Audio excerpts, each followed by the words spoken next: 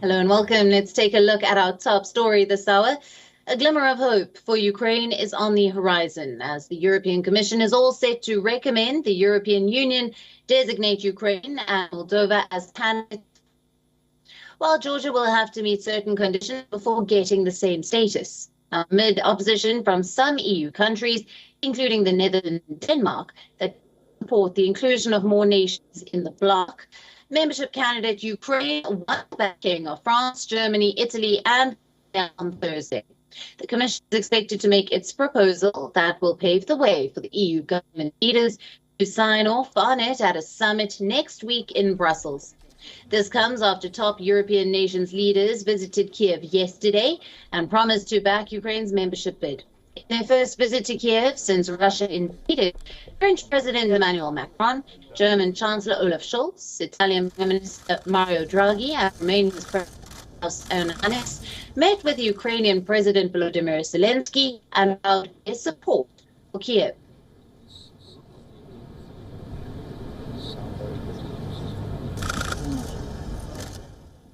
For more on this, we are going to our correspondent Rosie Birchard from Brussels. Hello, thank you for being with us.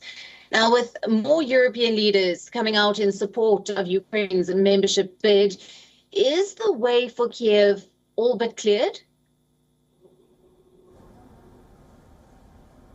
Well, the European Commission, which is headquartered in this building behind me, is currently meeting to discuss the details of this. What we expect is that they're going to come forward with a proposal that Ukraine should be granted candidate status alongside Moldova, though with certain conditions attached. This is going to be a big political moment for Ukraine. This is something Kiev has been calling for very loudly. Ukrainian President Volodymyr Zelensky says his country deserves a clearer path toward membership of the European Union, that Ukrainian troops are fighting for European values, and this could be a huge morale boost for citizens and soldiers alike. So while this is, however, a big political moment, it's a moment of signalling and symbolism, because it does not mean that Ukraine will in any time soon become a full member of the European Union. This is a proposal to grant candidate status.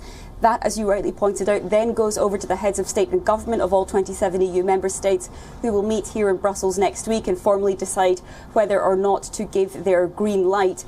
If that green light is indeed given, which is relatively likely at this stage, despite some disagreements behind closed doors among member states, that will mean Ukraine is a candidate for membership. However, North Macedonia has been a candidate country since 2005. The road between candidacy and full membership can be very long, very process heavy. It will involve lots of reforms, including key curbs on corruption and measures to enhance rule of law standards. Ukraine, before this war, was nowhere near eligibility requirements for the European Union's membership. So still likely a long road to go. Don't hold your breath, but an enormous moment of political significance for Ukraine, and something that Kiev has been calling for. This will be, when the announcement comes, which we strongly expect, music to the ears of Ukrainian officials.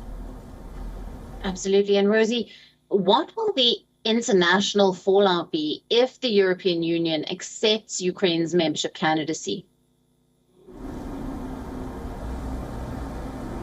Well, that's a big question mark. Now, Russia likely will not welcome this, but in terms of retaliation, there's only speculation at this time. It should be noted, this is not nearly as impactful as it would be if Ukraine were joining NATO, that other big institution across town, that 30-member defensive alliance. You'll remember Moscow said when it was first building up troops along Ukraine's border, and that then became launched into a full-scale invasion, it said it wanted to see Ukraine barred from ever joining NATO, the military alliance. Russia sees NATO as a threat to its security, something NATO denies. The European Union has some limited cooperation on defence, but it's really a political and monetary union. So this is it's slightly different from the fallout we might expect if it were a NATO membership bid. And of course, when Finland, another EU country which was not a member of NATO, applied to join the military alliance recently, Russia then cut off gas supplies via Gazprom, that Russian energy giant. So perhaps some fallout to be expected, but mainly speculation at this time. Still a couple of hours to go before we get that final announcement, and then over to heads of state and government next week to give their final green light or not, their verdict on whether Ukraine should become a candidate for membership alongside Moldova, and Georgia likely trailing behind with some conditions before it can get that candidate status. Right. Rosie, thank you very much for bringing us all the latest details.